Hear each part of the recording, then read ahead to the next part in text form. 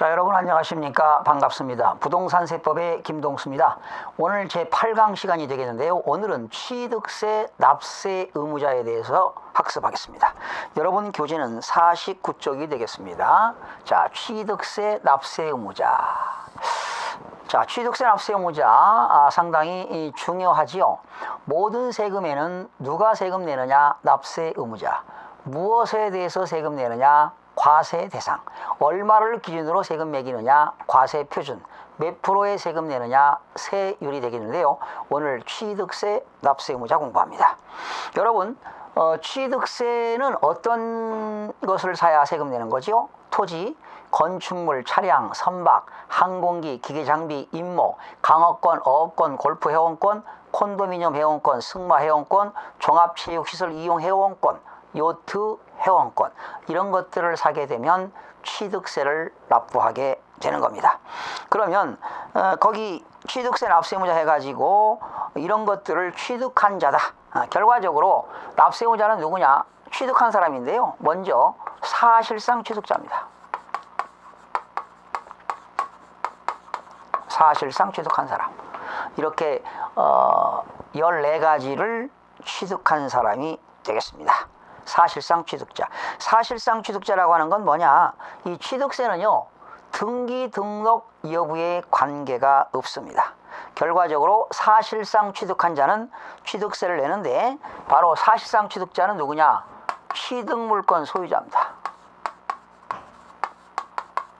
취득물권의 소유자. 일명 양수인이죠. 매수인, 산 사람. 사실상 취득자. 이 사실상 취득자는 이러한 건물 등을 취득했을 때 등기 여부에 관계가 없습니다. 실질과세죠. 등기 등록 여부에 관계없이 사실상 취득한 자는 세금을 내야 된다는 것입니다. 그러나 중요한 게 있어요. 넷째 줄. 다만 선박을 건조하거나 차량과 기계장비, 항공기를 제조 조립한 원시 취득은 과세하지 않습니다. 어느 때만 과세한다? 승계 취득 시만 과세한다. 거기 줄쳐요. 승계 취득 시.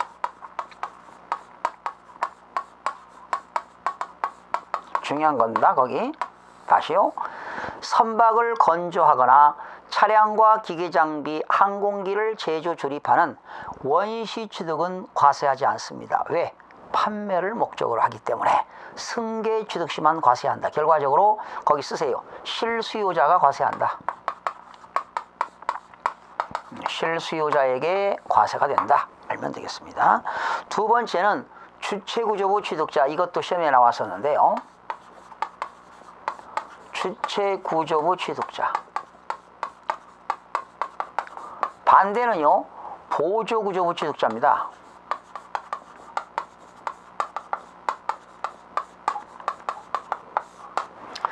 여기 건물 주인을 우리는 뭐라고 하지요? 임대인. 건물 빌려 쓰는 사람은 임차인이 되겠죠? 임차인이 임대인의 건물을 빌려 가지고요, 임차인이 시설물을 설치하는 거지요. 그 임대인의 건물을 얻어 가지고 임대인의 건물에다가 각종 시설물을 설치하게 됩니다. 그러면 그 시설물을 설치하게 되면 건물의 효용가치가 생기겠죠. 그 효용가치는 누구 거냐면 임대인 겁니다. 결과적으로 시설물은 임차인이 했다 하더라도 마치 임대인이 시설물을 한 것으로 간주해서 주체구조부 취득자에게 세금을 부과하겠다는 것입니다. 보조구조부 취득자는 내지 않고요, 주체구조부 취득자가 세금 낸다. 한번 보실까요?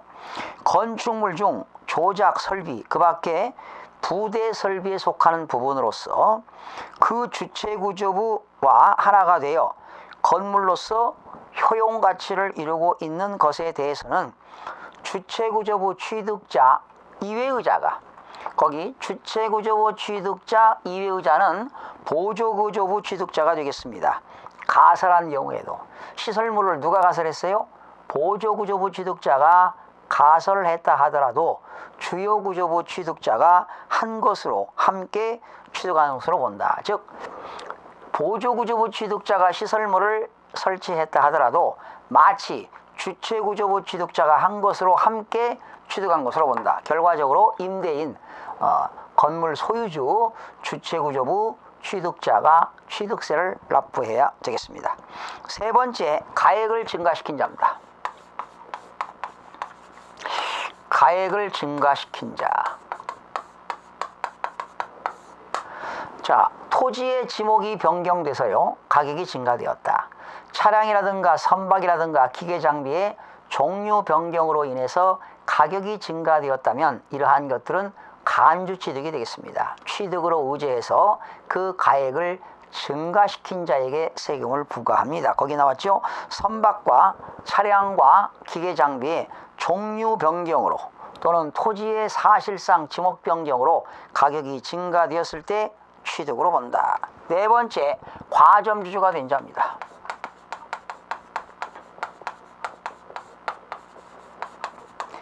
지금 이런 2번, 3번, 4번 같은 경우는요, 이거 사실은 취득으로 의지합니다. 간주 취득입니다. 취득으로 의지해서 이런 사람들에게 세금 내겠다.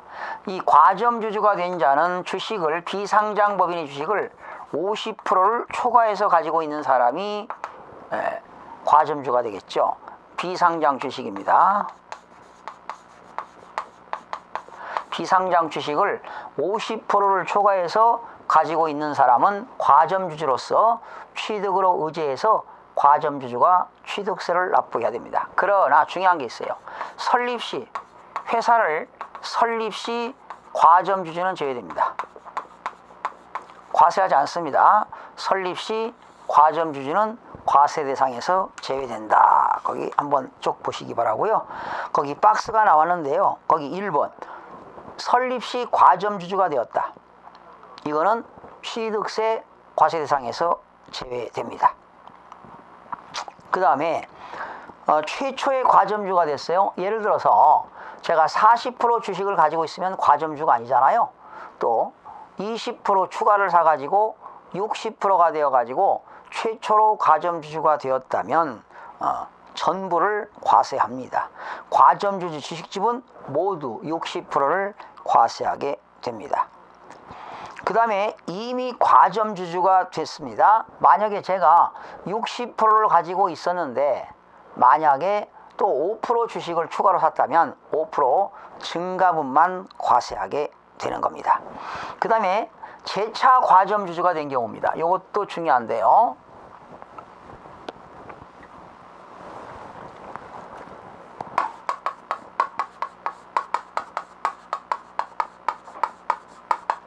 재차 과점주주는 과점주주가 만약에 60%였다고 합시다. 과점주주죠? 이 사람이 45%가 되었어요. 그러면 과점주주였다가 과점주주가 아니었다가 다시 65%가 되어서 다시 과점주주가 될 때는 20%만큼 증가분만큼 과세하는 것이 아니라 최초의 과점주주가 되었을 때 60%였던 사람이 과점주주였다가 과점주주가 아니었다가 다시 재차 과점주주가 될 때는 최초 증가분만큼 얼마가 증가됐나요? 5% 증가분만큼 과세한다는 거 나왔습니다. 거기 재차 과점주주는 증가분만 과세한다. 증가분만 과세한다. 이렇게 하면 되겠고요. 다섯 번째, 수입하는 자로 넘어갑니다. 수입하는 자.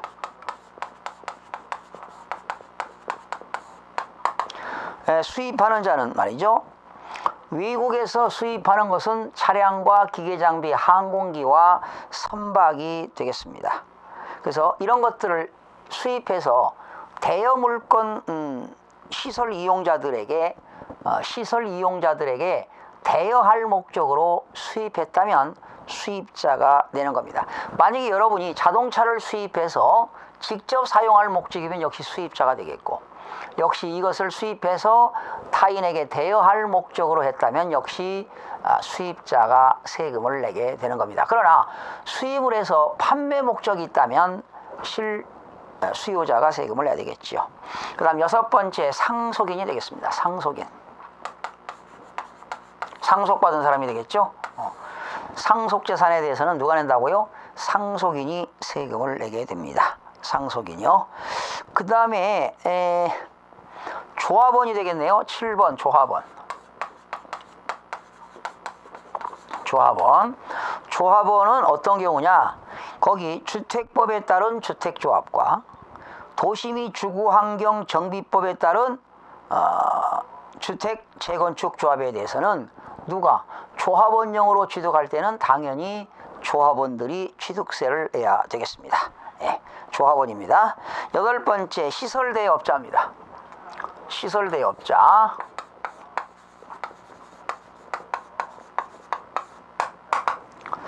예, 시설대업자인데 여신전문금융업법에 의해서 시설대여업자가요, 기계 건설기라든가 차량 등을 대여하는 경우 있습니다. 빌려 쓰는 사람은 안 내고 대여해 주는 사람입니다. 차량이라든가 기계 장비를 시설물을 대여하는 경우 시설대여업자가 취득한 것으로 모아서 거기 나왔죠. 셋째 줄 건설기계나 차량은 시설대여업자가 취득하는 것으로 본다.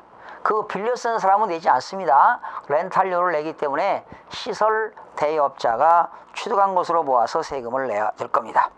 그 다음에 9번입니다. 배우자 또는 직계존비속 간의 부동산 취득인데요. 배우자 또는 그 직계존비속 간의 부동산 취득은 뭘로 볼까요? 증여로 보겠죠.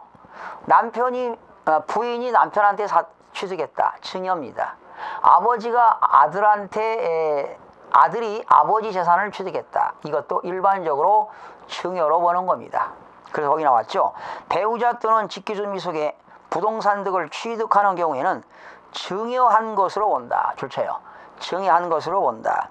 그러나 외외적으로 유상취득으로 보는 경우가 있습니다. 그러니까 배우자 또는 직계존비속 간의 거래는 증여로 보는 거지만 외외는 유상취득으로 본다. 어떤 경우냐? 1번 공매입니다. 공매는 공매와 경매는 어떤 차이가 있나요? 공매는 여러분 세금 못 내면 국가가 여러분 재산을 압류해서 공매 처분합니다. 이건 바로 국세징수법입니다. 그리고 경매는 민사집행법입니다. 민사집행법에 의한 경매. 그러니까 남편의 경매 물건을 부인이 샀어요. 남편의 그 공매 물건을 부인이 취득했다면 국가한테 대가를 지급한 거기 때문에 유상취득으로 모아서 취득세를 내야 됩니다. 두 번째, 파산 선고로 인하여 처분되는 부동산을 취득했다. 남편이 채무자 회생 및 파산에 관한 법률에 의해서 파산 선고를 했는데 그 물건을 취득했다면 역시 이것도 유상취득으로 보아야 됩니다. 세 번째, 권리의 이전이나 행사에 등기 또는 등록이 필요한 부동산을 서로 뭐했다? 교환했습니다. 등기 등록을 요하는 이런 부동산을 서로 교환했다면 이것도 대가성이 있는 유상취득으로 보아야 할 것입니다. 네 번째, 이번에 개정됐어요. 해당 부동산 등의 취득을 위하여 그 대가를 지급한 사실이 다음 항목에 어느 해당하여 증명이 되는 경우입니다. 그 대가를 지급하기 위한 취득자의 소득이 증명되었다. 그러니까 아버지가 아들한테 팔았는데 아들이 실질적으로 벌어들인 소득이 있어서 그 소득 금액으로 샀다고 하는 입증 자료가 있다면 유상취득으로 본다는 것입니다. 소유재산을 처분 또는 담보한 금액으로 부동산을 취득했다. 소유재산을 처분해가지고 아들이 아버지 재산을 취득하는데 그 아들이 가지고 있던 소유재산을 처분하거나 아니면 담보를 제공한 돈으로 취득했다. 이런 거. 이미 상속세 또는 증여세를 과세 받았거나 신고한 경우로서 상속 또는 수중재산 가액으로 그 대가를 지급한 경우입니다. 이미 상속세 또는 증여세를 과세 받았거나 신고한 경우로서 상속 또는 수중재산 가액으로 그 대가를 지급하는 경우. 예. 그러니까 아버지가 아들에게 증여한 것인데 아버지가 아들에게 양도한 건데 그 아들이나 배우자가 실질적으로 아버지한테 대가를 지급했다는 징빙이 있다면 유상취득으로 보아서 납세 의무가 있다라는 것입니다. 그 다음에 10번 부담부증여입니다. 부담부증여. 이거 뒤에 가서 부담부증여가 나오는데요. 부담부증여라고 하는 건 뭐냐? 증여자의 채무를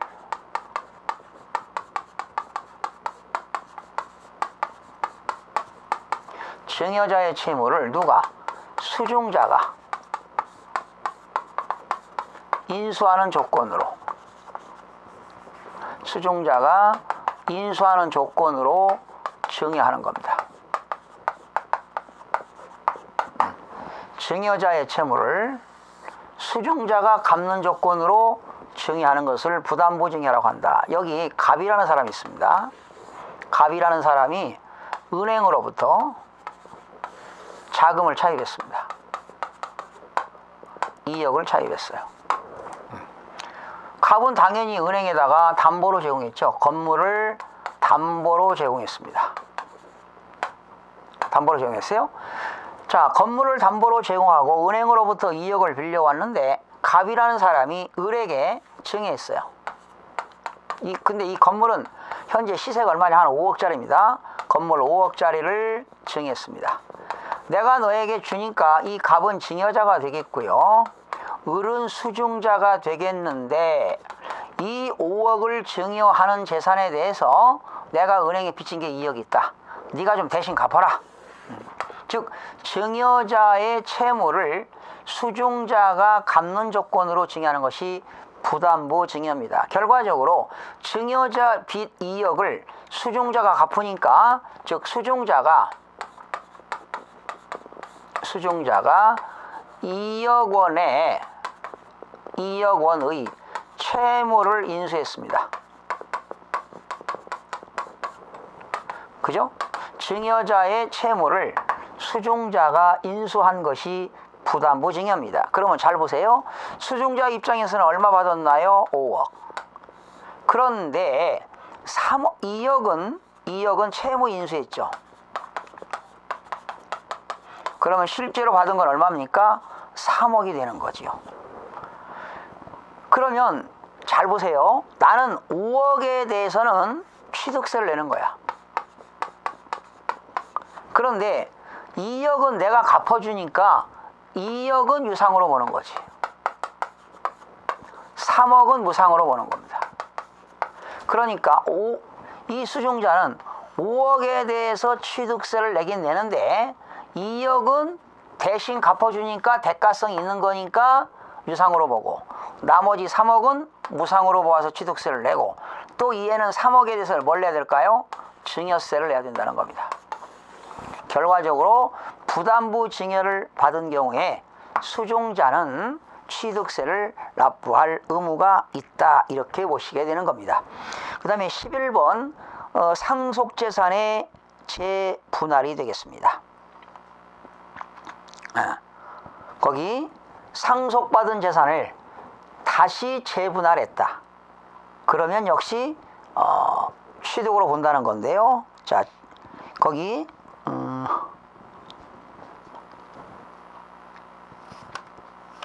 그러니까 이런 경우입니다. 상속재산 재분할. 자, 아버지가 부친이 사망했어요. 그런데 여기 부친에 대한 배우자도 있고요. 자녀들이 있습니다.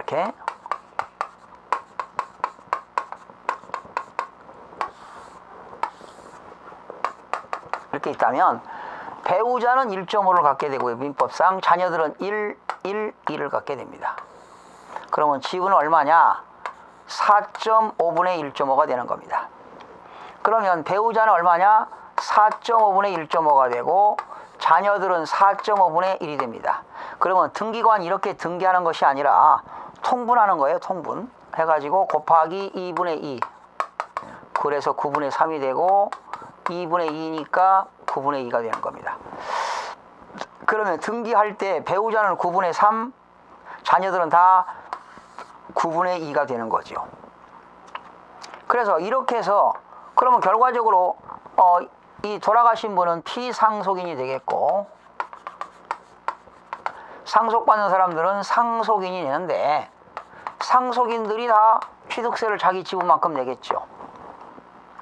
그런데 상속 등기를 다 마친 이후에 이 상속을 받게 되면 취득세는 상속 개실이 속하는 달의 말일부터 6개월 이내에 취득세를 납부하도록 되어 있습니다. 그래서 이미 다 납부한 상태에서, 이미 등기가 다 끝나고 취득세를 신고 납부한 상태에서 다시 만약에 자녀가 9분의 2만큼을 다시 어머니한테 줬다. 이렇게 재분할했다면 이건 뭐냐? 이미 상속재산에 대해서 재분할하게 되면 이건 뭐냐? 증여입니다, 증여. 상속재산 재분할. 다시 분할했다는 거지요. 이거는 다시 취득세를 내야 된다는 겁니다. 누가 내야 될까요? 어머니가 자녀가 받은 9분의 2만큼을 주니까 당연히 배우자가 9분의 2만큼을 취득세를 내야 된다는 겁니다. 증여한 것으로 보는 거죠. 증여한 것. 그런데 만약에 9분의 1을 받아야 되는데 신고기간 이내에 분할했다면 이거는 얘는 안 내도 됩니다. 거기 나왔습니다. 신고기간 이내에 재분할해야 하는 경우, 이때는 재분할한 거는 안 내도 되는 겁니다. 두 번째, 상속회복 청구서에 의하여 법원의 확정 판결에 의하여 상속인 또는 상속재산의 변동이 있는 경우, 또 민법 규정에 의하여 채권자 대의권 행사에 의하여 공동상속인들의 법정 상속 지분대로 등기 등이 된 상속재산은 상속인 사이에 협의 분할에 의하여 재분할하는 경우, 이런 경우는 어떻게 된다는 겁니까? 증여가 아니라는 거죠. 증여가 아니다. 그 다음에 12번, 택지공사가 준공된 토지입니다.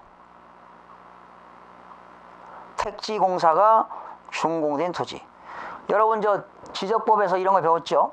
공간정보의 구축 및 관리 등에 관한 법률에 따른 대중 택지공사가 준공된 토지에 지목을 건축물과 건축물에 접속된 정원, 부속설비의 부지는 사실상 변경함으로써 가격이 증가될 때 취득하는 것으로 본다. 자, 택지공사가 공사가 끝났는데요. 거기다가 뭘 만들었나요? 건축물에 접속된 정원을 만들거나 부속 시설물 등이 변경돼 가지고 가격이 증가될 때는 그러한 준공된 토지에 대해서 취득세를 내야 된다는 겁니다. 13번, 위탁자 지위의 이전입니다. 신탁법에 의해서 재산을 맡기는 사람을 위탁자라고 하지요. 신탁법에 따라 신탁재산의 위탁자 지위 이전이 있는 경우에 새로운 위탁자 해당 신탁재산을 취득하는 것으로 본다. 새로운 위탁자 해당. 그러니까요, 신탁법에 따라서 신탁재산의 위탁자 지위 이전이 있는 경우, 새로운 위탁자에 해당. 그러니까 이런 겁니다. 자, 신탁법에 의해서 위탁자가 있고 수탁자가 있어요. 신탁법에 의해서 위탁자가 수탁자에게 이전하는 경우 형식적 이전입니다. 또 수탁자 앞으로 수탁자가 위탁자 앞으로 이전하는 경우도 형식적 이전입니다. 그런데 또 수탁자가 수탁자를 경질시키고 새로운 신수탁자 신수탁자 앞으로 이전하는 경우도 이것도 형식적 이전으로서 취득세가 없습니다. 그런데 수탁자가 새로운 위탁자, 그러니까 위탁자가 바뀐 거지요. 새로운 위탁자입니다. 신위탁자. 그러니까 수탁자에서 위탁자로 가면 비과세가 되는데 새로운 신수탁자 앞으로 이전하는 경우는 바로 위탁자 이전 경우는 당연히 위탁자가 세금을 내야 된다, 이런 얘기입니다. 새로 신설됐습니다. 자, 이렇게 해서 취득세 납세 의무자에 대해서 공부해 봤는데요. 여러분 53쪽에 있는 그런 문제 하나 풀어보는데 옳은 것입니다. 정답은 2번이죠. 건축물 중 조작 설비로서 주체구조부와 하나가 되어 효용가치를 이루고 있는 것에 대해서는 주체구조부 취득자, 외의자가 가설한 경우에도 주체구조부 취득자가 함께 취득하는 것으로 본다. 정답은 2번이고요. 나머지는 틀린 내용이니까 한번 문제를 풀어보시기 바랍니다. 오늘은 취득세 납세 의무자에 대해서 학습했습니다. 여러분 다음 시간에 찾아뵙겠습니다. 수고하셨습니다.